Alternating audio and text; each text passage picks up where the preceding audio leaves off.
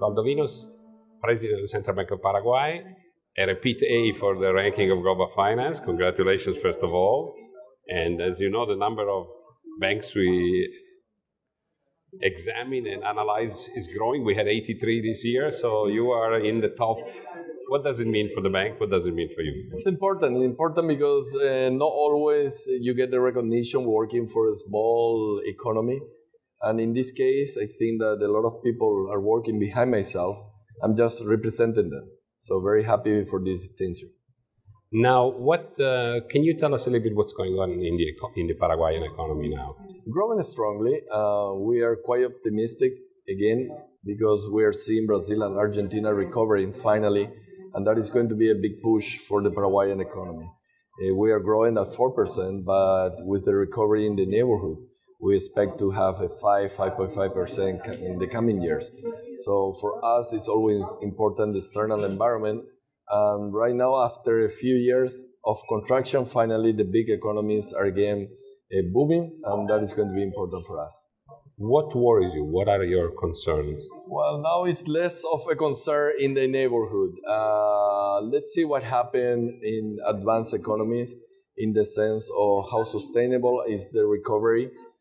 I'm happy with what I heard here at the IMF.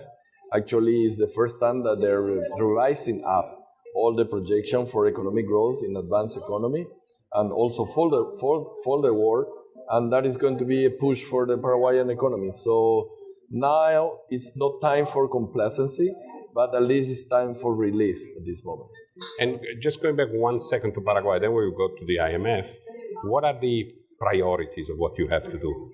I think we have to continue to do the reforms that we still need in order to secure a strong economic growth down the road. We are strong on macro institutions like fiscal responsibility law and independent central bank. We need to work on the micro institutions at this moment. Institutions like, for example, improving the level of the judiciary power, improving also the business climate, all the other reforms that are going to help us in the future in order to have an increase in economic growth. And now you mentioned the IMF, you mentioned this plain field growth and the fact that growth is so widespread, which is rare, first time in 10 years. They also say this is the time to fix the roof, to take care of things that have to be done and can be done now.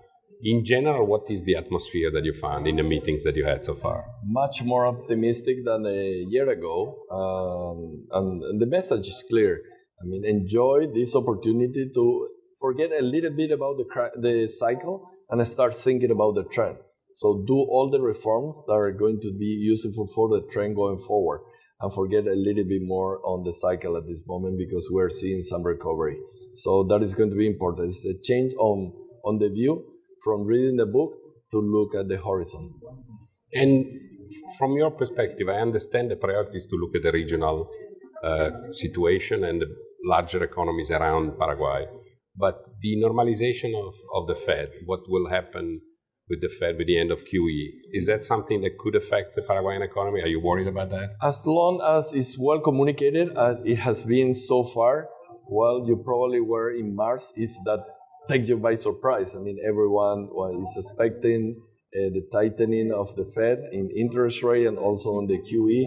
So if they move smoothly, and well communicated, shouldn't be a surprise for any of us. So we do not expect any financial volatility out of that.